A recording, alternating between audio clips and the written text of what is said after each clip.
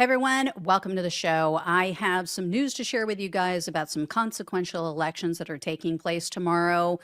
Specifically, there is a governor's race in Virginia, another one in New Jersey. The New York City mayoral race is taking place tomorrow. That one's going to be big news with Zohran Mamdani in the lead. California is also voting on whether or not to allow a temporary redistricting of the voting maps for the U.S. House. And in Virginia and New Jersey, Democrats are running basically your typical centrists. They are running like these completely boring, made in a consultant lab libs. So Abigail Spanberger and Mikey Sherrill, respectively. The only reason that these two are ahead, in my opinion, is because Trump's popularity is in the dirt and they're running against really bad Republican candidates. So Spanberger, for instance, she's running against a hot mess. She's running against someone named Winsome Earl Sears. So the latest Emerson poll shows that Spanberger is ahead by 11 points. However, other polls have similar results, two-digit leads. Others have mid to high single digits. She was in the single digits until just very recently. And here's why I think she's finally pulling ahead. So Earl Sears basically tried to bully her way through the recent debate. She's basically trying to pull a Donald Trump. She is tanking in the poll, or he, I should say, is tanking in the polls, which, why would you want to align yourself or try to make yourself to be like someone who's not popular? But that's what she's doing. And she came off as completely rude. This was a few weeks back in the debate. She was just repeatedly interrupting Spanberger, talking over her. Like they were asking questions of Spanberger, the moderators were. And as Spanberger's trying to speak and give her answer, Earl Sears just keeps talking over her. I mean, it was just bizarre how she just did it with literally almost every single question.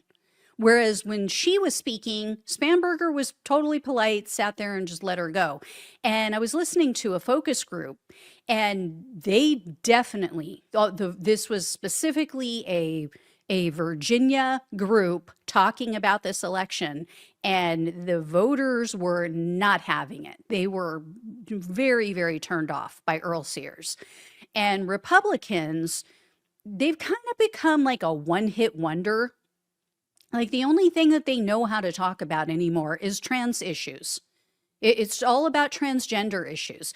According to people who live in Virginia, all of Earl Sears' ads are about transgenderism. And the Washington Post said that Earl Sears and these Republican groups who are spending on her behalf, they've spent about 1/3 of their money, 1/3 of $26 million on ads about transgender issues.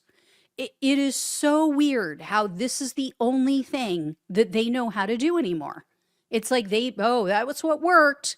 That one song was really great for me, so I'm just going to keep repeating it and making the same song over and over and over again.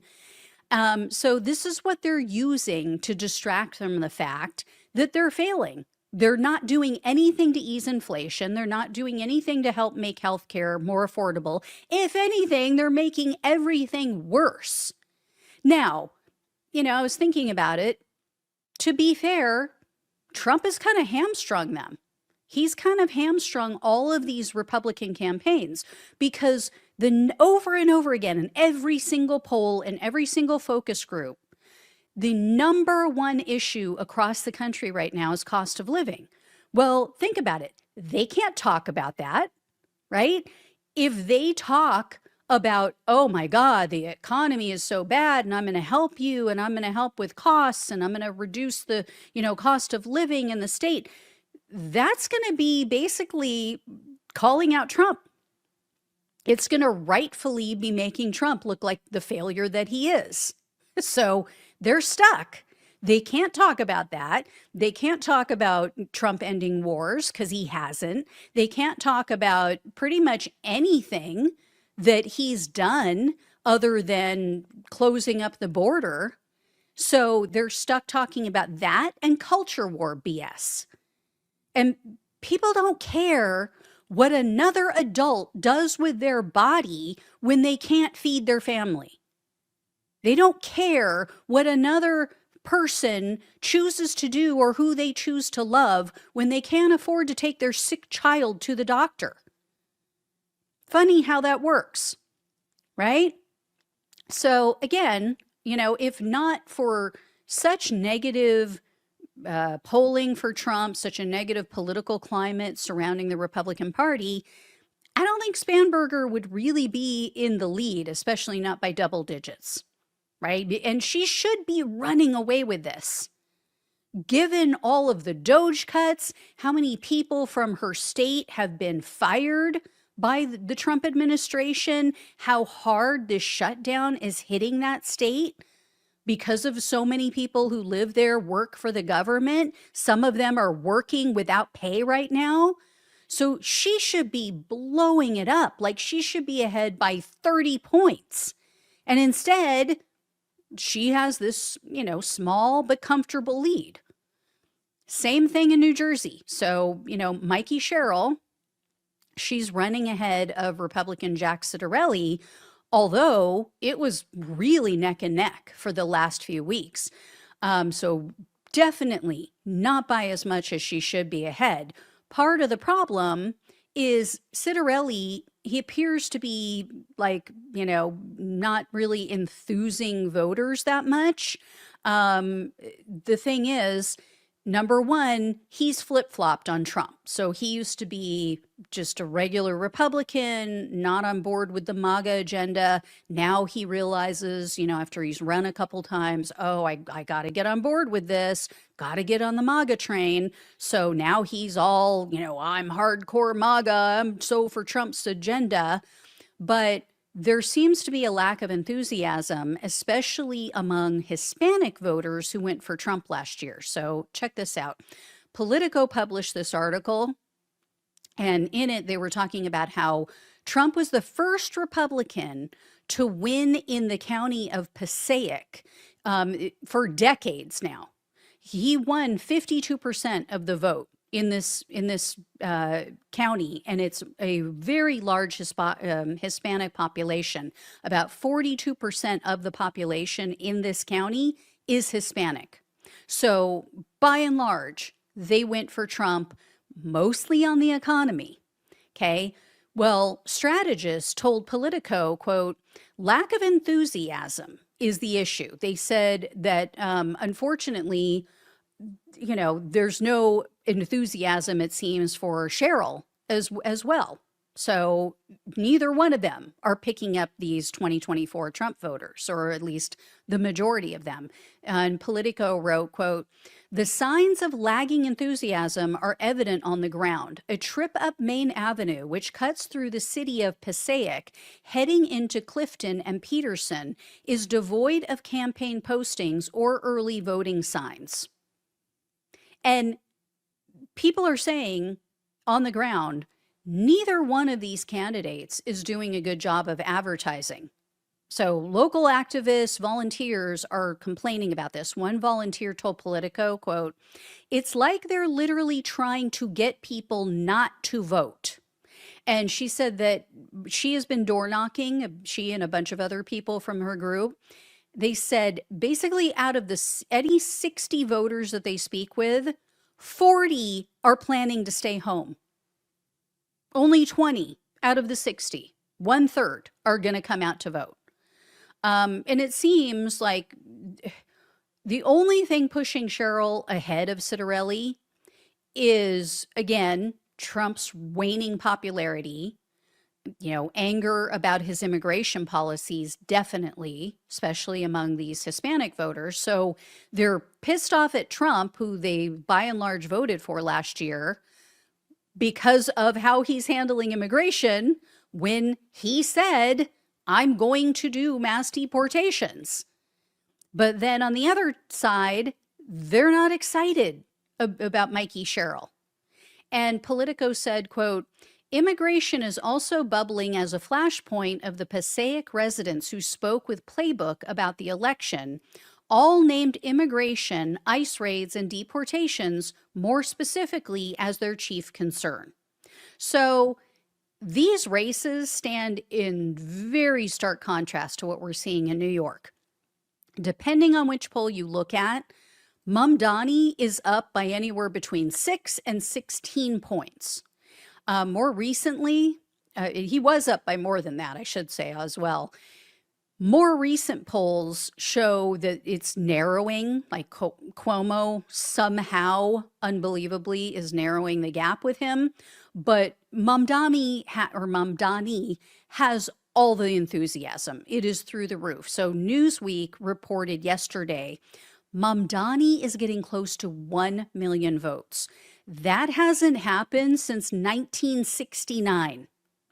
And wealthy people are getting really nervous. Now, keep in mind, he's only wanting to charge them 2% more. He wants to hit them with just 2% more in tax to help struggling New Yorkers. And this is what has them in a freaking meltdown. The group called Americans for Tax Fairness Action Fund, they reported that 58 New York billionaires donated $18 million to Andrew Cuomo-related super PACs. That was as of the middle of October.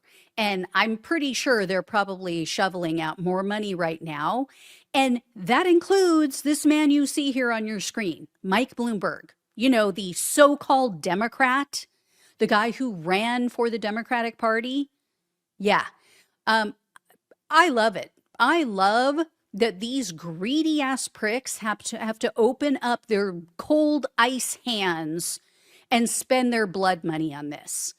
And isn't it interesting that Mamdani, he has all this energy, all this enthusiasm surrounding his campaign, while the Democrats, sure things, they're milquetoast moderates in Virginia, New York, or excuse me, New Jersey, they're like barely getting by, barely showing signs of life.